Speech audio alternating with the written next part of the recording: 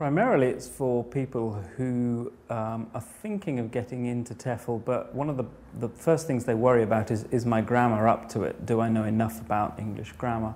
So we created the course for people to help prepare them to cope with understanding how language is formed, to help their language awareness. So we deal with grammar, but we also deal with how vocabulary works, how pronunciation works in English. It's particularly popular as a course with people who are thinking of going on to CELTA or Cert TESOL courses, and they might want to help themselves before they get onto that course. It's also taken by people who haven't quite decided what they want to do, they just want to try it out.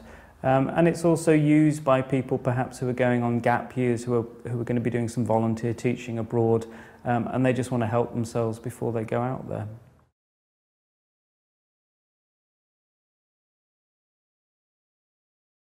For the course providers of CELTAs and Cert TESOLs, the feedback from the trainers has been very positive. They're noticing that trainees who come on their courses are very well prepared if they've done the ELA course, and they're arriving with quite a good basic understanding of grammar, and their language awareness, you know, is ready for the course.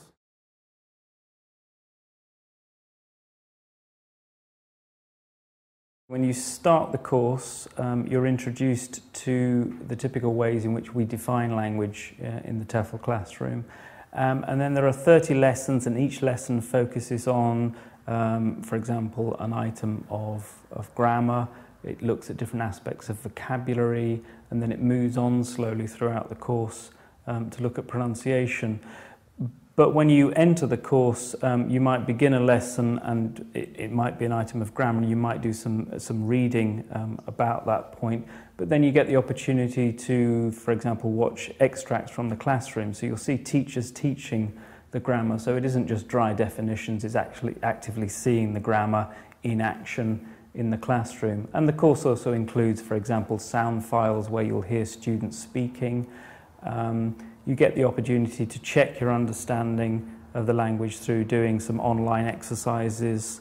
You can monitor your own progress, and we also have discussion forums. So you get the opportunity to contact a tutor, ask questions, but also, just as importantly, to make contact with other people on the course, have conversations. We get all sorts of conversations, not just about language awareness, but it might be somebody saying, hey, I'm going to Japan, shall we meet up, or where are you going to work, for example. So it's a good way to network as well with people who are thinking of doing the same thing.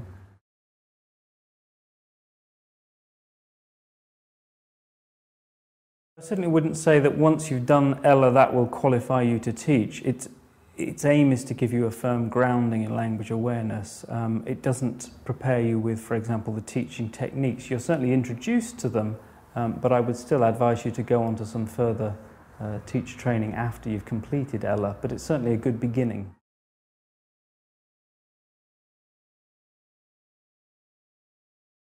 The course following ELA is ELM, the English Language Methodology course, and we've created the course so that teachers have the opportunity to start to look at the methodology of teaching alongside maybe the language awareness that they've studied in ELA. And there we're more focused on how we go about teaching, how learners learn, activities in the classroom you might use for teaching.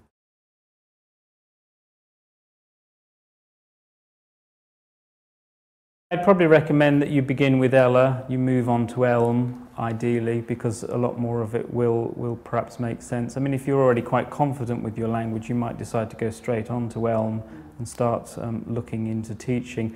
And again, ELM is a good introduction to teaching before you then start thinking perhaps about doing a CELTA or Cert TESOL, or if you were somebody who were just going off to do a gap year or some volunteer teaching, certainly ELM would give you a good basis.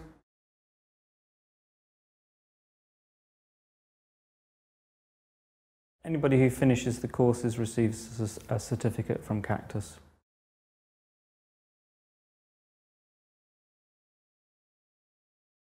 The whole feature of having discussion forums in a course allows you to get instant feedback from participants, and we're able to act on it straight away. I mean, the great thing about online learning and online training is that whenever you get feedback or comments from participants, you're able to react to those kinds of comments straight away. And if there's little changes or things that people think might make the course better, then we're able to do that straight away.